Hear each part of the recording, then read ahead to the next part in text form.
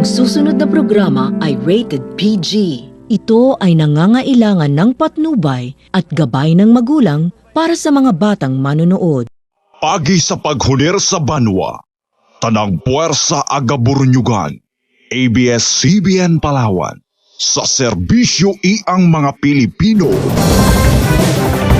Sa ulo ng mga nagpapagang balita. Paghawak ng ABS-CBN ang 6 na channel para sa isang congressional franchise, illegal nga ba? Tourism workers sa Palawan nababahala sa epekto ng COVID-19.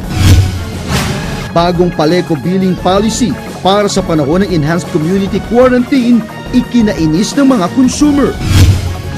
Minimum na pasay sa tricycle sa Puerto Princesa, dumoble dahil sa social distancing. Mga tricycle sa Puerto Princesa may simpleng gimmick para sa social distancing habang namamasada. At community kitchen sa Puerto Princesa, patuloy ang pagbibigay ng pagkain sa frontliners at may hirap ngayong general community quarantine.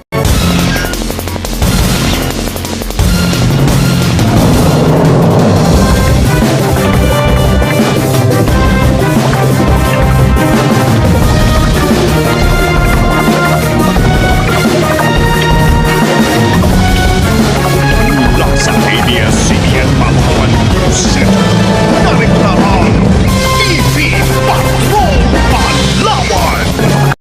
May nga pong Palawan ng ipasara po ng National Telecommunications Commission ng ABS-CBN ito pong Martes dahil paso na ang praktisa nito. Kumalat ang impormasyon na kaya ito isinagawa ng NTC ay dahil nag-ooperate ang ABS-CBN ng 6 na channel sa loob ng isang congressional franchise. Pero illegal nga ba ito? Alamin natin sa pagpapatrol ni Arlica Brastate.